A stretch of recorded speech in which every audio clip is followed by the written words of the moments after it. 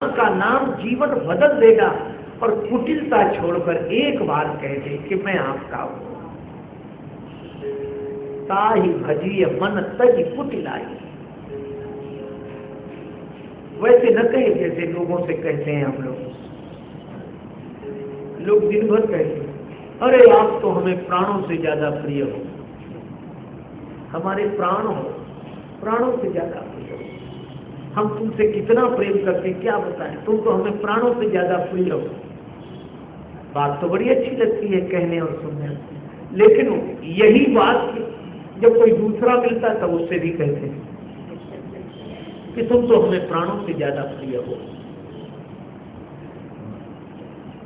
एक सज्जन अभी हमसे मिले तो मैंने कहा कि इनसे प्रेम है तुम्हारा आजकल? हाँ। बोले पहले जो दो थे बोले उनसे टूट गए, अब तीसरे से हो गया। तो हमने कहा पहले से भी यही कहा होगा कि तुम हमें प्राणों से ज्यादा प्रिय हो, दूसरे से भी कहा होगा। हाँ। हम कहा तीसरे से भी कहते हो? बोले हाँ। अच्छा, हम लोग दिन भर कहते तुम तो हमें प्राणों से ज्यादा प्रिय हो, प्राणों से ज्यादा प्रिय हो, और ये हम अच्छी तरह जानते हैं कि केवल कहने की बात है। नहीं, आप सोचो, यह तो भगवान की बड़ी कृपा है कि प्राण यह सुनकर नाराज नहीं होते।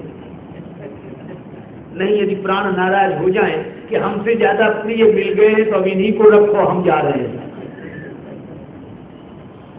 बोलो तो कौन कहेगा? लेकिन जानते हैं कि प्राण नाराज नहीं होते। तो ऐसा कहना एक बार नहीं होता, ये बार बार का कहना औपचारिकता है। पर भगवान कहते हैं कि मुझसे हृदय से एक बार कहना, एक बार। ताई भजी मन तजी कुटिलाई, ताई भजी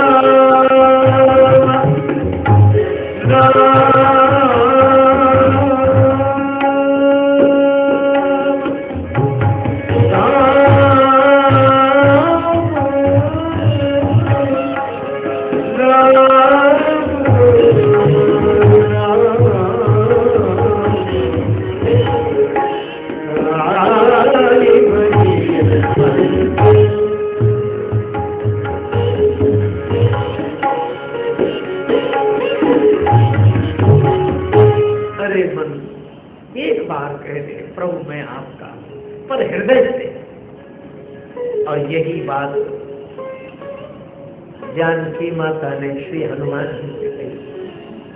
हनुमान जी बोले माता भूख लगी है। क्यों लगाई? अशोक वाटिका में ये फल लगे हुए दिखाई दे रहे हैं,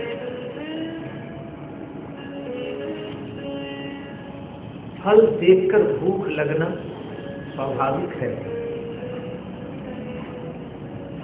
बिना फल के भूख लगती कहां है?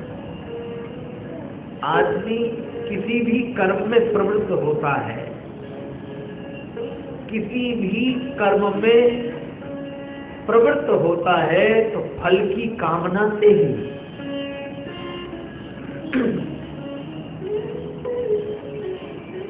सीता माता बोली, यह फलाहार करना चाहते? हाँ हाँ, पर राक्षस रखवाली कर रहे हैं। अब यह अद्भुत व्यंग है। लंका में जो अन्य राक्षस निवास करते हैं उनके खान पान का वर्णन करते हुए श्री तुलसीदास जी ने कहा, कहूं महिष मानुष धेनु खर अज खल निशाचर भक्षणी। महिष मानुष धेनु खर अज, भैंसा, मनुष्य, गाय, गधा, बकरा, इनका भक्षण राक्षस करते हैं, इनका मांसाहार करते हैं, लेकिन इन पर कोई रोक नहीं है। और व्यंग्य देखो, अशोक वाटिका में पहरेदार है। अर्थ क्या हुआ? रावण के यहाँ फलाहार पर रोक थी, वहां पहरेदार बैठे, खबरदार फलाहार कोई नहीं कर सकता, मांसाहार करो कोई रोक नहीं है, फलाहार करो तो प्रतिबंध है। इसको किसी व्यवहारिक घटना से मत जोड़िए, इसको हम लोग इस दृष्टि से देखें, ये फल, जीवन का फल जब कोई प्राप्त करना चाहता है तो ये विकार उसकी रखवाली करते हैं। विकार साधक को जीवन के फल तक पहुंचने नहीं देते। वह चाहता तो है कि मैं भी जीवन का फल प्राप्त करूं, और ये मन की भूख मिटेगी ही तब जब जीवन का जो फल है वह प्राप्त हो जाए। जिंदगी में जिंदगी का राज पाना चाहिए, जिंदगी में जिंदगी को मुस्कुराना चाहिए, और जिंदगी में जिंदगी की शर्त अगर पूरी न हो तो जिंदगी को जिंदगी से रूठ जाना चाहिए। जीवन में जीवन का फल, जिंदगी एक तीर है जाने न पाए लाएगा, पहले निशाना देख लो बाद में खींचो कमान।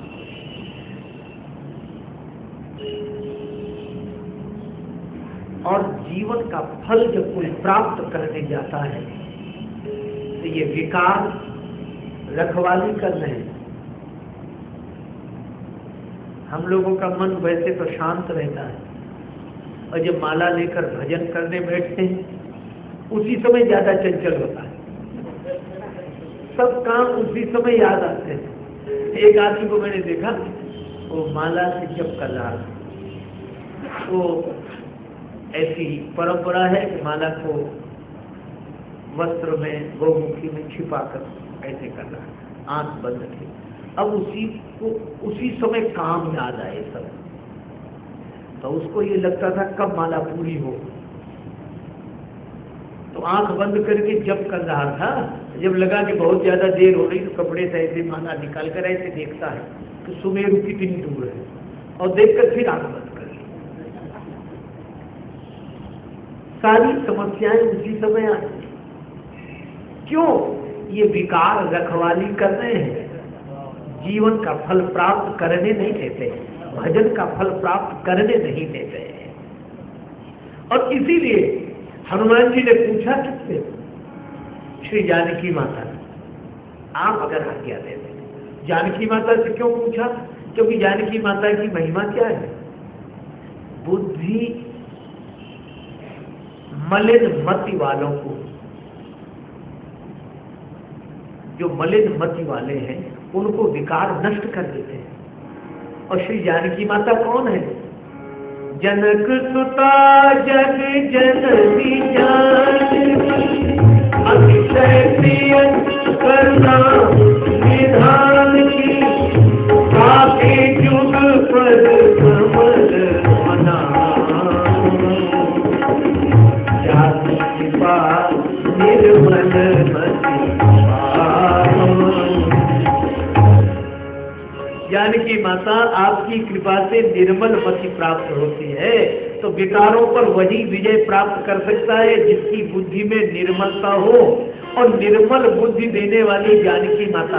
और जानकी माता है कृपा मूर्ति, भगवान की कृपा। तो संकेत यह है कि भगवान की कृपा से ही बुद्धि निर्मल होती है, और कोई उपाय न कभी था, न है, न होगा। जानकी माता से कहा कि मैं ये फलाहार कर लो। जानकी मैया बोली सुनो, ये फल विष से भरे हैं, विषाक्त हैं। क्यों? बोली अशोक वाटिका तो रावण की है, बगीचा रावण का है। हाँ, तो फल भी रावण के हुए। बोले बिल्कुल। तो पराया धन है कि नहीं? बोले हाँ है। तो बोले सोचो, धन पराओ बिसते बिस भारी, धन पराओ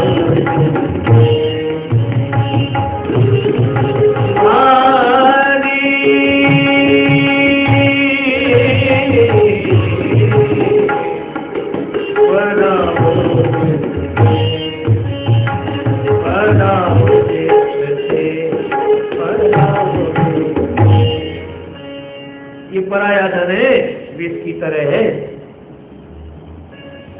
हनुमान जी बोले तो मां फिर हम भूखे ही रहे।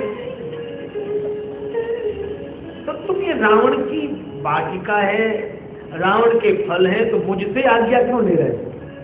अब हनुमान जी की दूसरे तरह की दृष्टि है। श्री हनुमान जी ने कहा कि आपको लगता होगा कि रावण का बगीचा है, मुझे नहीं लगता। कहा क्यों? बोले मुझे तो लगता है कि ये वाटिका आपकी है, सारा संसार ही आपका ही बगीचा है। भ्रम के कारण भले ही कोई अपना माने, पर साधु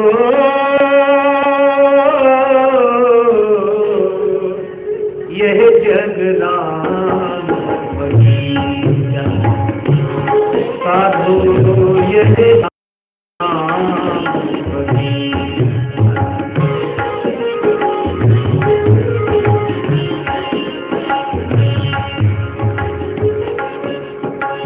राम ही वृक्ष, राम ही मूल, राम ही वृक्ष, राम ही मूल, राम ही डाली, राम ही फूल।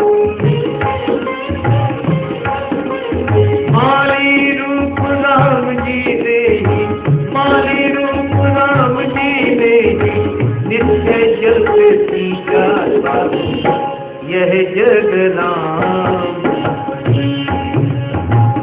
साधो यह जग राम।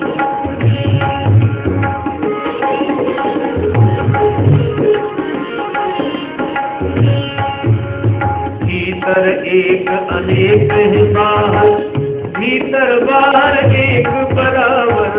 भीतर एक अनेक है बाहर, भीतर बाहर एक बराबर।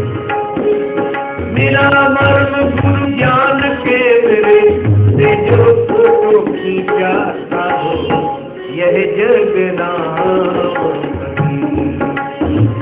साधो यह जग राम।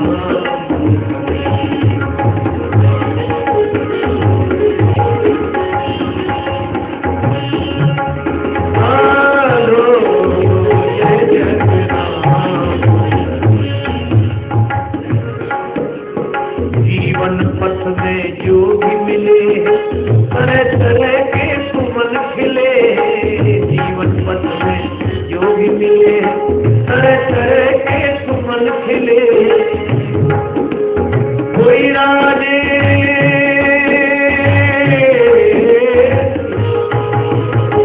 कोई राजे रंग है, कोई ऊंचा कोई नीचा यह जग राम साधो यह जग राम।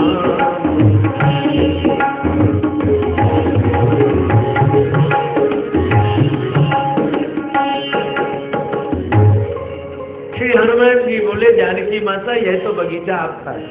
कहा क्यों? का फल किस में लगे? का वृक्ष में। और वृक्ष का जन्म किससे हुआ? पृथ्वी से। और जानकी माता एक बात पूछूं, आपका जन्म किससे हुआ? पृथ्वी से। तो पृथ्वी से आपका जन्म हुआ और पृथ्वी से ये वृक्ष जन्मे, तो इन वृक्षों पर आपका अधिकार है कि रावण का? इसलिए यह तो आपका बगीचा है, मैं तो आपका मानता हूं। जानकी माता बोली तब एक काम करो। क्या? बोले फिर इसका प्रभाव नहीं पड़ेगा। क्यों? भाव परिवर्तन से जीवन बदल जाता है।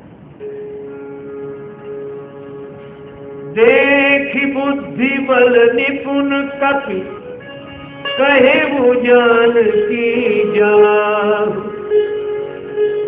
रघुपति चरण हृदय धरी तात मधुर फल खा। राम जी के चरणों को हृदय में रख लो। बस फिर ये फल तुम्हारे लिए मधुर हो जाएंगे। विकारों के कारण जो फल विषाक्त हैं, वे अगर भगवान के चरणों को हृदय में रख लोगे तो वे फल विषाक्त नहीं रहेंगे, मधुर हो जाएंगे। भगवान शिव से किसी ने पूछा कि विष का आप पर कोई प्रभाव नहीं पड़ा? शिव जी बोले, विष आया बाहर से और राम थे मेरे भीतर, उधर से आया विष, इधर से मैंने कहा राम, तो विष में राम मिल गया तो विश्राम हो गया। रघुपति चरण हृदय धरे, राम जी के चरणों को हृदय से धरे, और संकेत है हृदय में, भाव से, हृदय से एक बार बस भगवान के श्री चरणों का आश्रय ले लो, फिर आनंद ही आनंद है। एक बार एक पिता अपनी बेटी की ससुराल में गया, मजबूरी थी, रात्रि को बेटी की ससुराल के घर में ही रुकना पड़ा। शाम हुई, बेटी ने कहा पिताजी भोजन कर लीजिए, जल पी लीजिए। पिता बोला कि नहीं बेटी, एक दिन की बात है, भूखा रह जाऊंगा, पर यहां मैं भोजन नहीं करूंगा। क्यों? उनकी धार्मिक मान्यता यह थी कि बेटी के यहां अन्न जल ग्रहण नहीं करना चाहिए। बेटी ने कहा आंखों में आंसू भरकर, पिताजी आप घर में होते तो भोजन न करते। पिता ने कहा वहां कर लेता। कहा क्यों? बोले वहां भोजन हमारा था और यहां अन्न तुम्हारा है। बेटी ने बहुत समझाया, पर अपनी धर्म निष्ठा की कठोरता के कारण पिता विचलित नहीं हुए। भगवान के भक्त थे, भगवान का स्मरण करते हुए सो गए, तो स्वप्न में भगवान प्रकट हुए, बड़े उदास। तो भक्त ने पूछा कि प्रभु इतने उदास दिख रहे, क्या बात है, उदासी का कारण क्या? तो भगवान ने उसी उदासी के स्वर में कहा, अरे जाने तो, अब तक तुमने हमें धोखे में ही रखा। कहा क्यों? बोले दिन रात कहते हो कि प्रभु मैं तुम्हारा भक्त हूं और सब कुछ तुम्हारा है, मुझसे तो कहते रहे सब कुछ तुम्हारा है, लेकिन आज पता लगा कि यहाँ तुम्हारी बेटी का है और घर में तुम्हारा है, ना हमारा वहां है ना हमारा यहाँ है। आज पता लग गया कि हमारा कहीं नहीं है। जाग गया, भगवान की बात हृदय में लग गई, आंखों में आंसू आ गए। रात्रि में बोला बेटी कुछ खाने को दे, भोजन दे। अरे पिताजी आप तो सो गए थे। पिता ने कहा कि बेटी मैं सोने के पहले भी सो ही रहा था, जो अपना समझ रहा था और तुम्हारा समझ रहा था। सही बात यह है कि न मेरा है न तुम्हारा है, सब कुछ भगवान का है, सब कुछ भगवान का है। तो संसार में रहना बुरा नहीं है, पर संसार को अपना मानकर या किसी और का मानकर रहना इसलिए उचित नहीं है। अपना मानेंगे तो राग होगा, दूसरे का मानेंगे तो द्वेष होगा, और भगवान का मानेंगे तो न राग होगा न द्वेष होगा। जीवन आनंद से भर जाएगा, भगवान के प्रेम से भर जाएगा। इसलिए रघुपति चरण हृदय धरि, तात मधुर फल खाओ। ये भगवान के चरण हृदय में रखने की बात इसलिए भी कही क्योंकि ये राक्षस हैं, ये विकारों को कोई अपने आचरण के बल पर नहीं जीत सकता। विकारों पर अगर कोई विजय पा सकता है तो भगवान के चरण के बल पर पाई जा सकती है, आचरण के बल पर नहीं। भगवान के चरणों का आश्रय। चले नाई सिरु बैठे बागा, चले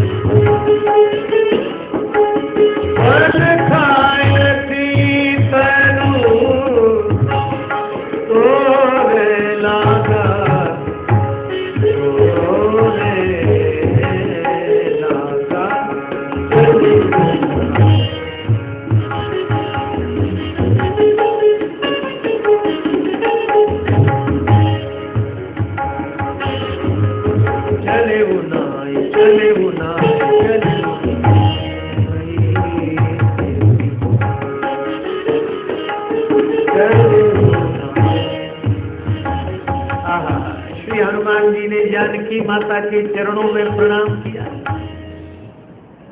सिर झुक गया सीता मैया के चरणों और हृदय में रख लिए राम जी के चरण। आहा, भक्ति और भगवान दोनों से जीवन जुड़ जाए तभी जीवन का फल प्राप्त होता। और किस वाटिका का? अशोक वाटिका, जो शोक रहित वाटिका है।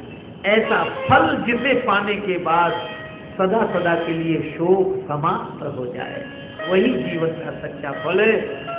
पर श्री हनुमान जी ने जब बगीचे में प्रवेश किया तो किसी ने श्री हनुमान जी से पूछा, फल खाने जा रहे हैं? हनुमान जी बोले, ना, फल खाने का तो बहाना है। बोले फिर? बोले, हम तो फल चखाने जा रहे हैं। फल चखाने जा रहे हो? किन्हें? बोले, जो फल रखाने के लिए बैठे हैं। ये राक्षस खुद तो फलाहार करते नहीं, औरों को करने नहीं देते। ये विकार ऐसे ही है, स्वयं सत्संगी है नहीं, दूसरे को सत्संग करने नहीं देते। तो इन्हें कौन सा फल चखाओगे? भजहु न राम ही तो फल लेहु,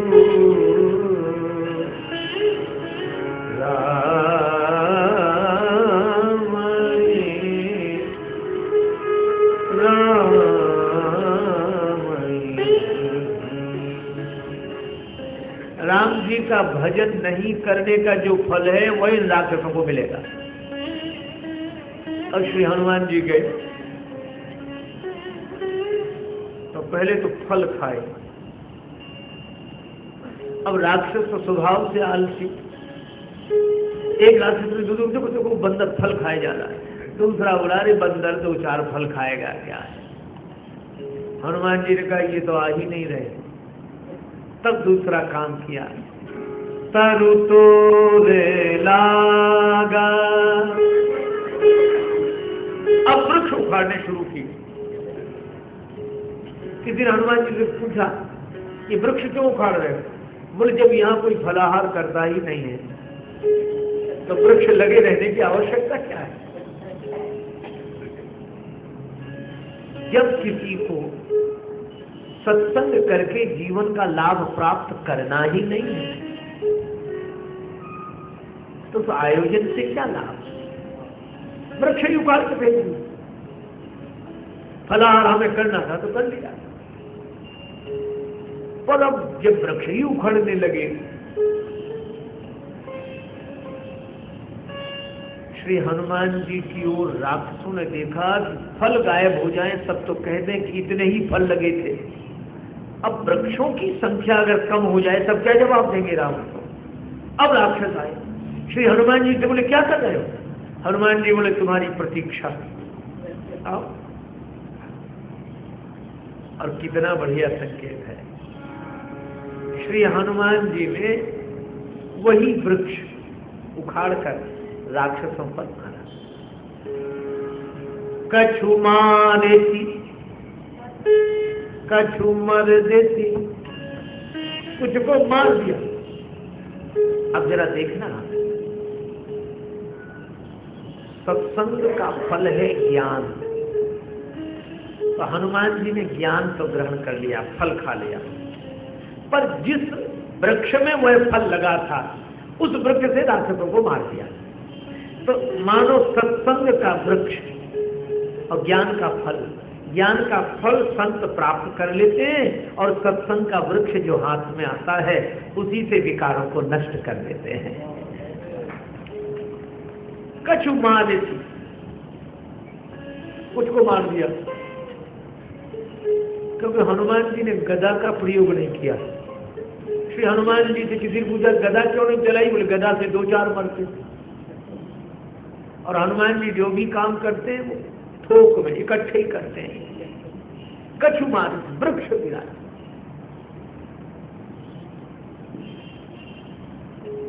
और कछु मर्दित, एक राक्षस को इस हाथ में पकड़ा, एक को इसमें, और बड़ा विशाल रूप बजरंग बली ने बना लिया, ऐसे रगड़ने लगे। कछु मर्दित। अब दूसरे राक्षस वो चिल्लाए बचाओ बचाओ, तो दूसरे राक्षस कहीं बचाएं तो सब जब वहां तक पहुंचे, इतना विशाल रूप है। तो किसी ने कहा पांव पकड़ के बंदर को नीचे गिरा।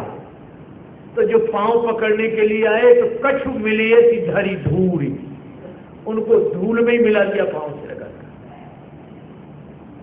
किसी ने तुलसीदास जी से कहा कि आपने संख्या नहीं लिखी, कुछ को मारा, कुछ को रगड़ दिया, कुछ को धूल में मिला दिया, संख्या लिखनी चाहिए थी। तुलसीदास जी बोले अरे मरते दो। कहा क्यों? बोले विकारों की गिनती करना ही मुश्किल है, विकारों की गणना नहीं की जा सकती। और दूसरे फिर ये राक्षस है, मरने दो, इनकी क्या गिनती करना। कौन से महापुरुष हैं जो इनकी पुण्य जयंती मनाई जाएगी तो रखा जाएगा, कितने मारे।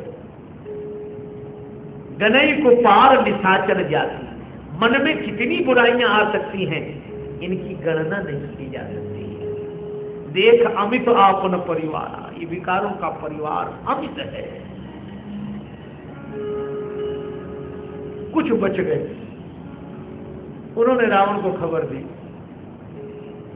एक संत कह रहे थे कि जब कोई हाँफता हुआ और डरता हुआ जाएगा तो स्वाभाविक है कि उसकी श्वास तेजी से चलेगी, और जिसकी श्वास तेजी से चलेगी वो कोई बहुत बड़ा वाक्य नहीं बोल सकता, रुक रुक कर बोलेगा। तो ये रावण के पास जो राक्षस गए तो वे 2 अक्षर से बड़ा शब्द ही नहीं बोल पा रहे।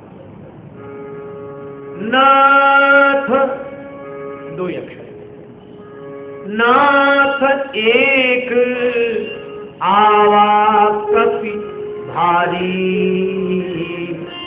मानो नाथ कहकर फिर नाथ एक आवा कपि भारी, और थोड़ा ठहराव आया श्वास में तो बोले सो अशोक, अब 3 अक्षर का शब्द, अशोक वाटिका पुजारी। रावण ने कहा चिंता मत करो, अक्षय कुमार को भेजता हूं। होली पठे उसे ही अक्षय कुमारा, होली पठे उसे ही अक्षय कुमारा, संग ले सुभट अपारा।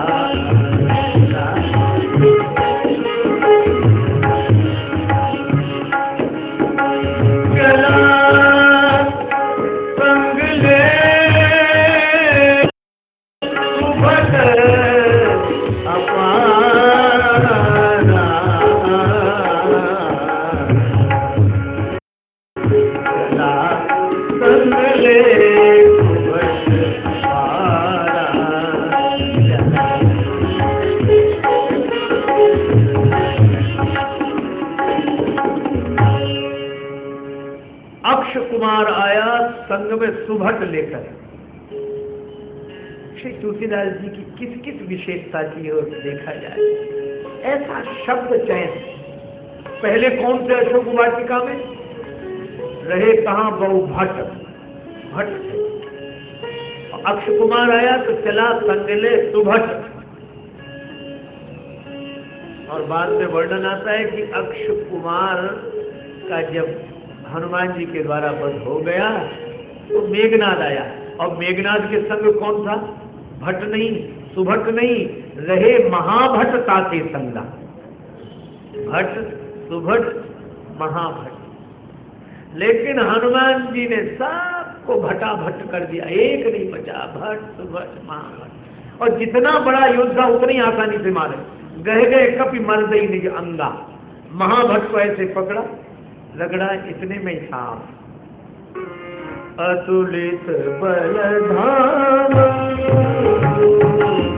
अतुलित बल धाम, हेम शैलाभ देह,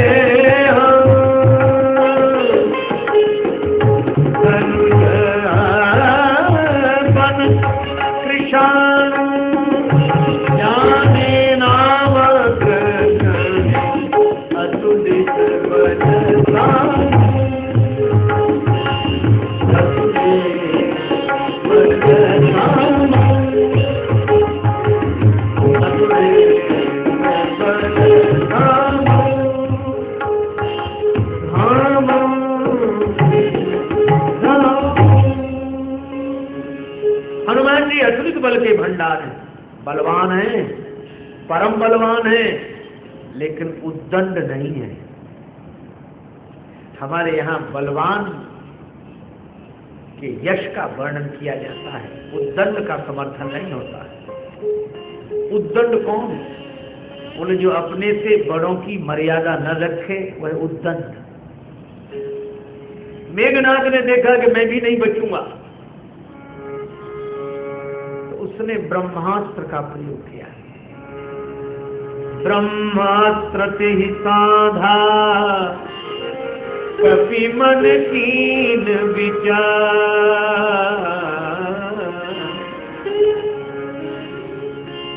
यह तो ब्रह्मा जी का शस्त्र है, और ब्रह्मा जी जगत पिता है। ब्रह्मा जी की मर्यादा रखनी चाहिए, वय का सम्मान करना चाहिए। महाराज मनु ने कहा, अभिवादनशीलस्य नित्यं वृद्धोऽपि सेविनः, चत्वारि सत्य वर्धन्ति आयुर्विद्या यशो बलम। जो प्राणी अभिवादनशील होकर अपने से बड़ों की मर्यादा रखता है, उनकी पद वंदना करता है, उसके जीवन में 4 चीजें बढ़ती हैं: आयु, विद्या, यश और बल। वय का सम्मान करना चाहिए। एक वृद्ध अत्यंत उदास थे, अकेले थे। किसी ने पूछा, आप अकेले पड़ गए हैं, आपके पास कोई नहीं बैठता, कोई नहीं आता, तो आपका मन शिकायत से भरा होगा? वो बोले नहीं। क्यों? बड़ी सुंदर बात कही। कहा कि पीरी में दोस्तों की बदगुमानी का क्या गिला। बुढ़ापे में अपनों ने अगर साथ छोड़ दिया, दूरी बना ली, तो शिकायत क्या? यह तो होना ही था। क्यों? पीरी में दोस्तों की बदगुमानी का क्या गिला, दूर रहते हैं सभी गिरती हुई दीवार से। गिरती हुई दीवार से तो सभी दूर रहते हैं, लेकिन जो गिरती हुई दीवार वृद्ध को समझते हैं, वे जीवन के बहुत बड़े लाभ से वंचित रह जाते हैं।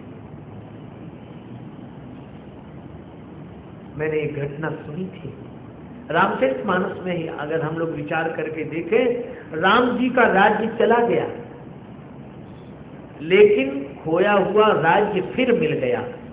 क्यों? क्योंकि श्री राम जी वृद्ध का सम्मान करते हैं। राम जी के यहाँ वयोवृद्ध मंत्री हैं सुमंत। सुमंत जी राम जी के पास आए, तो राम जी क्या करते हैं?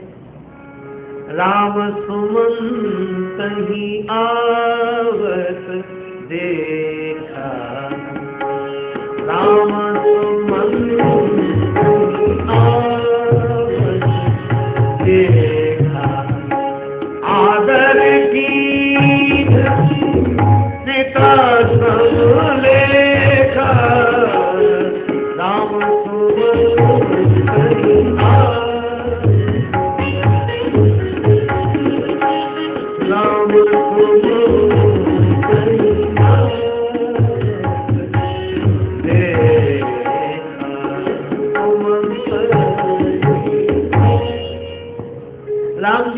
सुमंत जी को देखा तो पहले दोनों हाथ जोड़े, फिर सिर झुकाकर सुमंत के चरणों में प्रणाम किया। सुमंत की आंखों में आंसू आ गए। राघवेंद्र, आप ऐसे प्रणाम कर रहे हैं? मैं तो आपके राज्य का मंत्री हूं, आप राजकुमार हैं, पर इतनी श्रद्धा से सिर झुकाकर मेरे चरणों में प्रणाम किया। राम जी ने कहा, मंत्रीवर, आप यह बताएं, अगर पिताजी आपकी जगह यहाँ आते तो क्या मैं उन्हें ऐसे ही प्रणाम न करता? सुमंत जी बोले, अवश्य करना ही चाहिए, वे आपके पिता हैं। राम जी ने कहा कि मैं तो उनमें और आप में कोई फर्क नहीं देखता। आदर कीन पिता सम लेखा, आप मेरे लिए पिता के समान पूज्यनीय हैं। और ये केवल राम जी कहते नहीं, सुमंत के चरणों में सिर रखकर प्रणाम करते हैं। सुमंत के आंखों से आंसू और वाणी से आशीर्वाद के स्वर फूट पड़े। राम, तुम जैसे तुम ही हो, कैसी भी प्रतिकूल परिस्थिति आ जाए तुम्हें राज्य के पास दौड़कर नहीं आना पड़ेगा, ये राज्य पद तुम्हारे पास दौड़कर आएगा। राज्य यह राम जी का खोया हुआ राज्य मिल गया वृद्ध के आशीर्वाद से, वृद्ध का सम्मान करने से। और रावण की सोने की लंका जल गई वृद्ध का अपमान करने से। रावण के यहाँ भी एक वृद्ध है और मंत्री है। राम जी के यहाँ अगर सुमंत है तो रावण के यहाँ माल्यवंत है। और तुलसीदास जी लिखते हैं कि माल्यवंत बड़े बूढ़े, एक होते बूढ़े, एक होते बड़े बूढ़े। माल्यवंत ऐसे जरठ निकाय,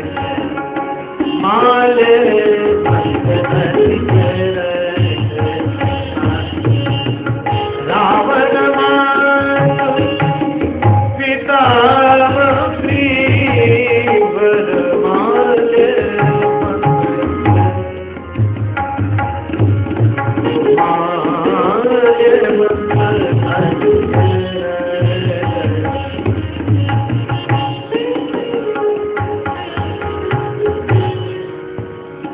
माल्यवंत अत्यंत वृद्ध।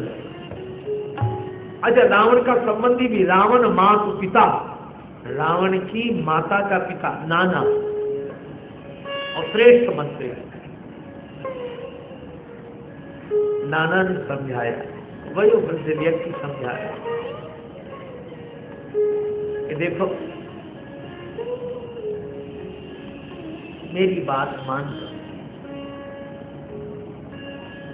रावण बोला, नाना नाना, तुम्हारी बात मैं नहीं मानूंगा।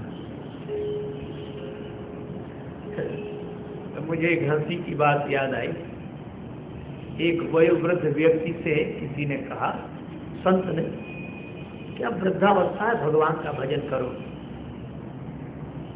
साधु न बनो पर मन से साधु हो जाओ।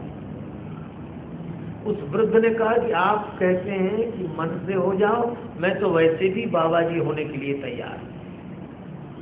कहा क्यों?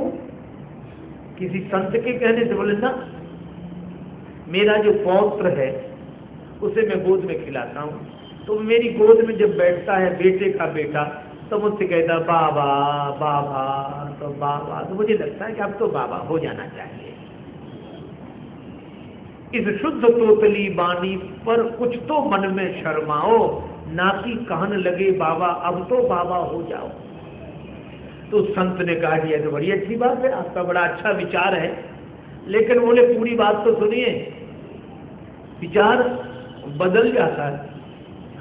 कहा कि विचार बदल क्यों जाता है? बोले बेटी का बेटा जब गोद में आता है वह कहता बाबा, बेटे का बेटा कहता बाबा बाबा, तो मन होता है कि बाबा हो जाऊं।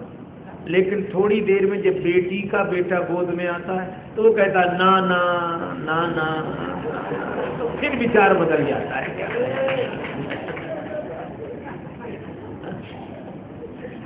रावण का भी नाना समझा कि मान गया, पर रावण केवल नाना करता तब भी बात समझ में आती। रावण क्या बोला? अपमानजनक शब्दों में उत्तर दिया। प्रणाम और हाथ जोड़ना तो दूर, कब चुप हो जा, मेरी आंखों से दूर हो जा। माल्यवंत ने कहा कि वृद्ध का यही, वृद्ध के साथ यही व्यवहार तुम्हारा? रावण बोला लिहाज ही तो कर रहा हूं बुढ़ापे का, नहीं तो क्या करते? बोला बूढ़ भयऊ न तू मरते हूं तो ही, वो तो तू बूढ़ा हो गया, नहीं जान से मार डाला। अब जन रिस उपजावसी मोही, वृद्ध का अपमान हुआ। माल्यवंत गृह गए बहोरी, माल्यवंत तो घर चला गया, लेकिन सोने की लंका भी आग में जलने से बची नहीं। मुझे लगता है मैंने सुना था किसी गांव में आग लगी, सभी भाग गए और दो जलने के लिए मजबूर थे, एक अंधा एक लंगड़ा। अंधा भाग तो सकता था, उसे आग दिखती नहीं थी, लंगड़े को आग दिखती थी, वह भाग नहीं सकता था। लंगड़े ने अंधे से कहा कि तुम हमें अपने कंधे पर बिठा लो, आंख हमारी पांव तुम्हारे, दोनों आग से बच जाएंगे। अंधे ने लंगड़े को कंधे पर बिठा लिया, दोनों बच गए। यह कहानी बड़ा सार्थक संदेश देती है। आज भी चारों तरफ आग लगी है, ईर्ष्या की, अशांति की, और अगर समाज बचना चाहे तो एक ही उपाय है, अंधा लंगड़े को कंधे पर बिठा ले। अंधा कौन और लंगड़ा कौन? अंधी जवानी और लंगड़ा बुढ़ापा। अगर आज अंधी जवानी लंगड़े बुढ़ापे को कंधे पर बिठा ले, चरण हो युवक के और अनुभव की आंख हो वृद्ध की, तो आज भी समाज इस अशांति की आग से बच सकता है। और अगर वृद्ध का सम्मान नहीं हुआ तो सोने की लंका नहीं बची, फिर कौन बचेगा? वृद्ध की बड़ी महिमा होती। एक बार एक कन्या के पिता ने विचित्र शर्त रखी थी कि हम बेटी का विवाह तो करेंगे, पर बारात में कोई बूढ़ा आदमी नहीं आना चाहिए। नवयुवक बोले ठीक है, ये बूढ़े करेंगे क्या बारात में जाकर? ये तो घर रहे, राम राम करें, भजन करें, ये बारात में क्या करेंगे जाकर? सभी बूढ़े मान गए, क्योंकि बूढ़े तो कथा में भेजे जाते हैं, सत्संग में भेजे जाते हैं, विवाह बारात में कौन ले जाए? पर जो दूल्हे का नाना था वो तो बोला नाना हम तो चलेंगे। अरे कहा, कन्या के पिता ने कहा कि बारात वापिस कर देगा अगर बूढ़ा दिख गया तो। नाना ने कहा कि ऐसे ढंग से ले चलो कि हम दिखे नहीं। तो मोटर कार में जहां सामान रखा जाता है वहां नाना जी का इंतजाम किया गया, छिपा कर ले गए। लेकिन बारात पहुंची, कन्या के पिता ने अपना एक गुप्तचर भेजा कि देखो कोई बूढ़ा तो नहीं आया है। उसने कहा कि नहीं, कोई बूढ़ा नहीं। तो उस कन्या के पिता ने अपनी ओर से एक सेवक भेजा संदेश लेकर कि हम अपनी बेटी का विवाह करने के लिए तैयार हैं, पर हमारी एक शर्त है, वो पूरी करनी पड़ेगी। क्या? बोले हमारे गांव के किनारे जो नदी बह रही है, उस नदी में पानी की जगह शुद्ध दूध बहा दो तो हम अपनी बेटी का विवाह करेंगे। अब नवयुवक सब परेशान, खूब अकल लगाई, पर पढ़ाई लिखाई कुछ भी काम नहीं आई। बोले नदी, पानी और उसमें शुद्ध दूध, अंत में बोले इम्पॉसिबल, असंभव। तो कहा कि फिर बारात लौटाने चलो। बारात लौटने लगी। किसी ने कहा बारात तो लौट ही रही, नाना के काहे को प्राण ले रहे हो, उसे बाहर निकाल लो। तो नाना जी से कहा कि आओ। नाना जी बोले क्यों? बोले अब कोई डर नहीं है। कहा क्यों? बोले बारात लौट रही। नाना ने कहा क्यों लौट रही बारात? बोले कन्या के पिता ने ऐसी शर्त रखी है कि हम पूरी नहीं कर सकते। कौन सी शर्त? यही कि गांव के किनारे नदी में पानी की जगह शुद्ध दूध बहाना होगा। नाना बोला छोटी छोटी बातों पर कहीं बारातें लौटती? लड़के बोले दिमाग खराब है, छोटी बात है? नाना बोला बिल्कुल छोटी बात। तो बोले फिर हम क्या करें? बोले कुछ नहीं, तुम भी अपनी ओर से एक सेवक भेजो और संदेश भेजो कि हमने दूध का इंतजाम कर लिया, नदी में जितना दूध बहाना हो बहा दो, हमारे पास शुद्ध दूध की व्यवस्था है, लेकिन हमारी भी एक शर्त है। क्या? नदी का पानी खाली तुम करा दो, दूध हम बहा देंगे। अब कन्या के पिता को पता लगा कि वो कहते नदी का पानी खाली कराओ, दूध हम बहा देंगे। तो कन्या का पिता बोला कि जरा छानबीन अच्छी तरह करो, बारात में जरूर कोई वृद्ध आया है, बूढ़ा आया है, नहीं नहीं हो नहीं सकता है। इसलिए भाई वृद्ध का सम्मान करो, वय का सम्मान करो।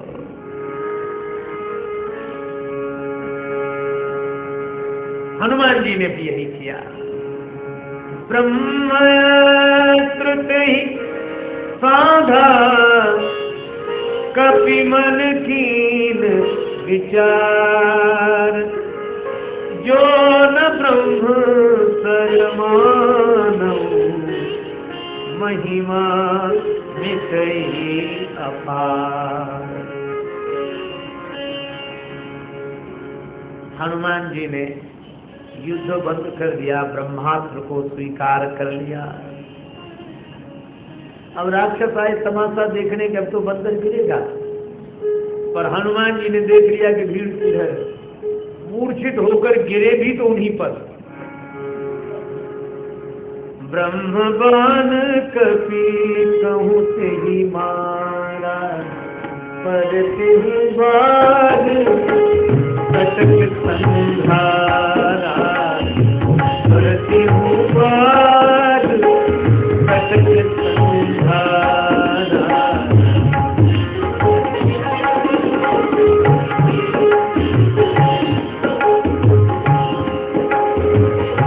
तेहि देखा कपि मूर्छित भय,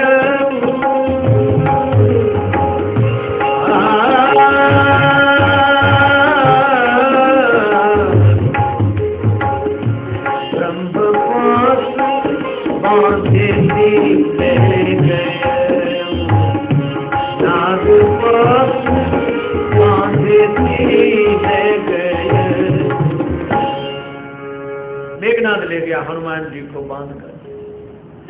हनुमान जी बंध गए। किसी ने कहा कि आप ये बंधन नहीं तोड़ सकते? हनुमान जी बोले बंधन तो तोड़ सकता था, लेकिन वृद्ध का बंधन नहीं छोड़ सकता। और बंधन के कारण बंधन में पड़ा हो, कोई बात नहीं। श्री हनुमान जी ब्रह्मास्त्र की मर्यादा रखते हैं। रावण के दरबार में उपस्थित हुए, रावण बैठा, और रावण ने जो श्री हनुमान जी को देखा तो उसे बड़ा आश्चर्य हुआ और क्रोध भी आया। आश्चर्य इस बात पर, रावण बोला कौन है तू?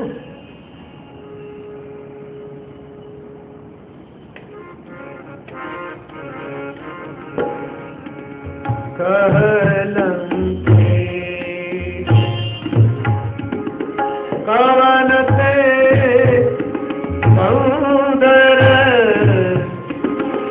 कवन से ईशा, ईशा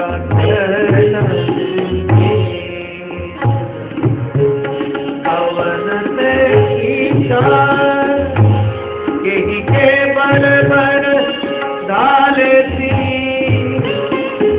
ईशा।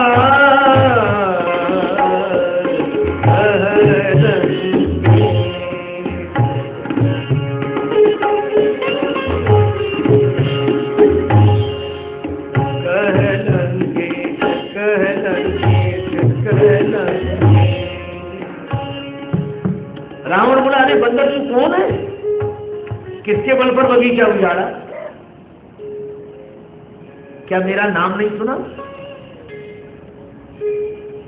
जरूर तूने मेरा नाम नहीं सुना है। अगर सुना होता तो ऐसा निडर नहीं दिखाई देता कि दो श्रवण सुने से नहीं मोही, देखो अति असंक सख तो ही। हनुमान जी मुस्कुराते रहे। हनुमान जी ने कहा डरना जरूरी है? तुम्हारे सामने जो आए वो डरे, यह आवश्यक है क्या? रावण बोला, यहाँ जितने भी दिखाई पड़ रहे हैं ना, भ्रकुटी विलोकत सकल सभीता, मेरी भौं टेढ़ी देखते हैं तो सब डर जाते हैं। कौन? कर जोरे सुर दिसिप दिक्पाल देवता सब डरते हैं। हनुमान जी ने कहा इसीलिए डरते हैं। क्यों? क्योंकि रावण वो तुम्हारी भ्रकुटी की ओर देखते हैं, तुम्हारी भौं की ओर देखते हैं, और मैं उसकी भ्रकुटी की ओर देखता हूं जिसके बारे में कहा भ्रकुटी विलास सृष्टि लय होई, सपने हो संकट परई की सोई। जिनकी बंक भ्रकुटी के भय से सागर सप्त उबलते देखा, भ्रकुटी विलास सृष्टि लय होई।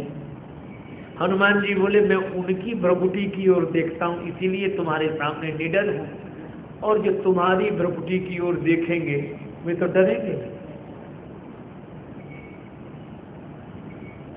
आहा। रावण बोला सठ मेरा नाम नहीं सुना है, कौन है तू? हनुमान जी ने ये तो नहीं बताया कि मैं कौन हूं, बाद में बताया। पहले यह बताया किसके बल पर बगीचा उजाड़ा।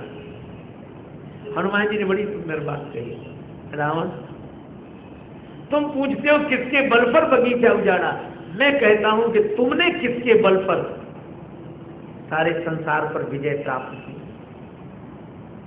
बल तो एक ही है और एक का ही है। जाके बल लवलेश से जिते चराचर झारी,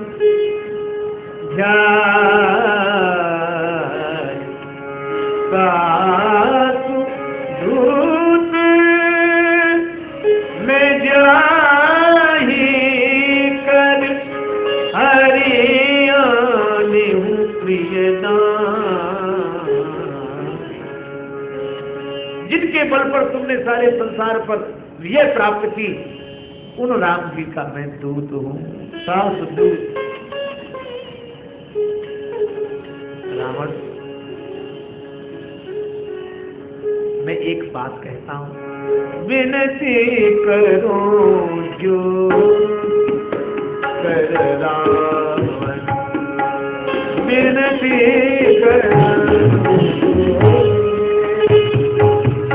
कर रावण,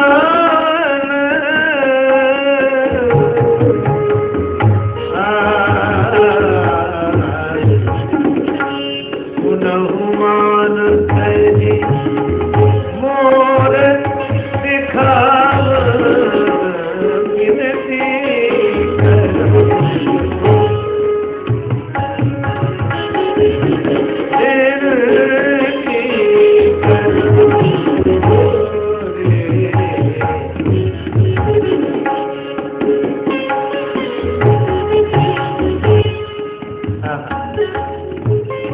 हनुमान जी हाथ जोड़ते हैं। रावण मैं हाथ जोड़कर तुमसे विनती करता हूं, अभिमान छोड़ दो। यही भक्त का ढंग है। हनुमान जी ने पहले हाथ जोड़ लिए, फिर रावण से कहा कि अभिमान छोड़ दो। संत वह, भक्त वह जो पहले अपना अभिमान छोड़े फिर दूसरे से अभिमान छोड़ने के लिए कहे। रावण में तुम्हारे हाथ जोड़ना और हाथ जोड़कर विनती करना, सुनो मान तज, अभिमान छोड़कर मेरी बात सुनो। तुम साधारण कुल में जन्म लेकर नहीं आए हो, ऋषियों की परंपरा में तुम्हारा जन्म हुआ है। उत्तम कुल पुलस्त करना, इसलिए देखो तुमने ये कुल विचार, देखो तुमने कुल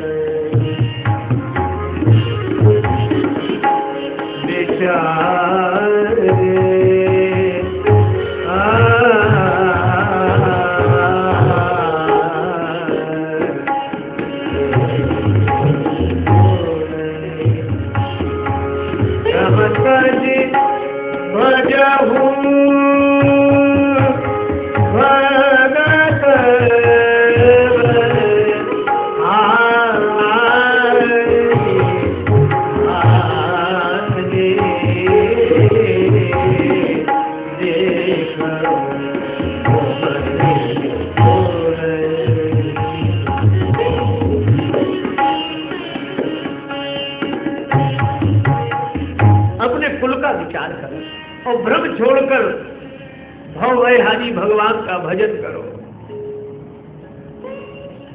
हनुमान जी ने कितनी सुंदर बात कही।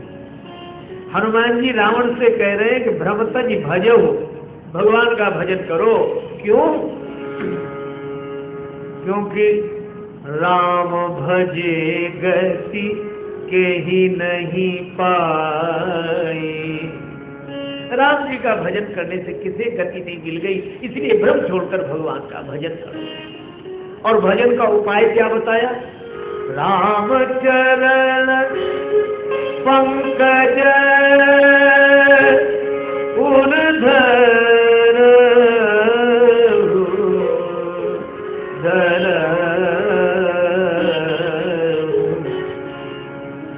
लंका अचल राज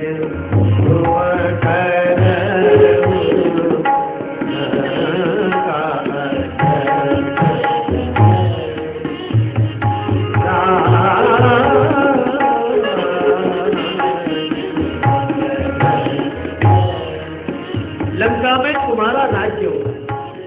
अब इसमें एक संकेत बड़ा सुंदर है। रावण राज्य पद पर बैठा है और हनुमान जी कहते हैं मैं तुम्हें पद छोड़ने के लिए नहीं कह रहा हूं, बल्कि मैं तो चाहता हूं कि ये पद तुम्हारा न छूटे। मैं तुम्हें पद छोड़ने के लिए नहीं कह रहा हूं, मैं तो तुम्हें भगवान के पद से जोड़ने की बात कह रहा हूं।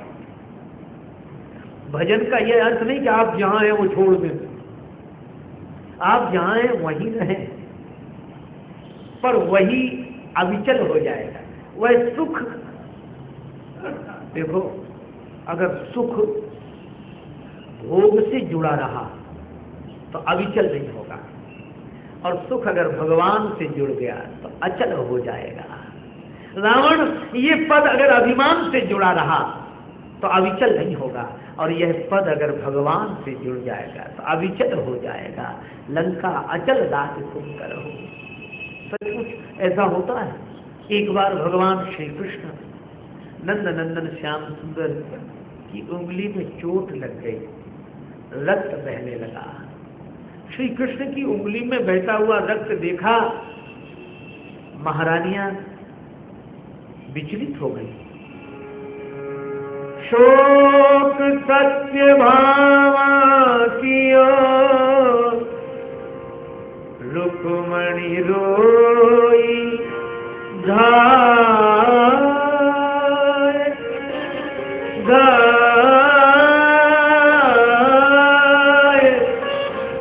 बांधन को पट खोजती पटरानी अकुलाय पटरानी अकुलाय।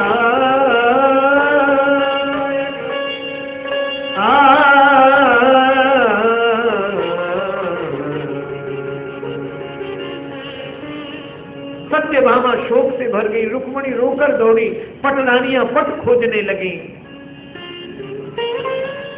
तब लगी देवी द्रौपदी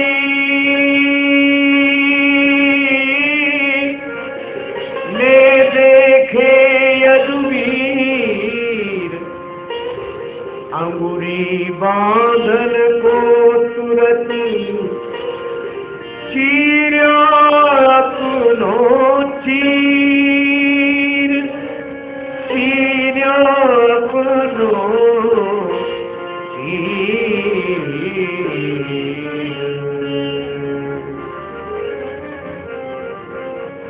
द्रौपदी जी ने श्री कृष्ण की उंगली से बहता हुआ रक्त देखा, अपनी कीमती साड़ी फाड़ दी और फाड़कर वह वस्त्र खंड श्याम सुंदर की उंगली पर लपेट दिया। श्री कृष्ण ने द्रौपदी जी की ओर देखा, बहन इतनी कीमती साड़ी फाड़ दी। द्रौपदी जी रोने लगी, कन्हैया साड़ी फाड़ दी मैंने? प्यारे घनश्याम यदि काम आवे आपके, तो काढ़ दूं नसों को, ये तो रेशम के धागे हैं। धागे भी साधारण, इनका कौन मोल करे, न दुल्हन के जोड़े हैं, न दुल्हा के बागे हैं।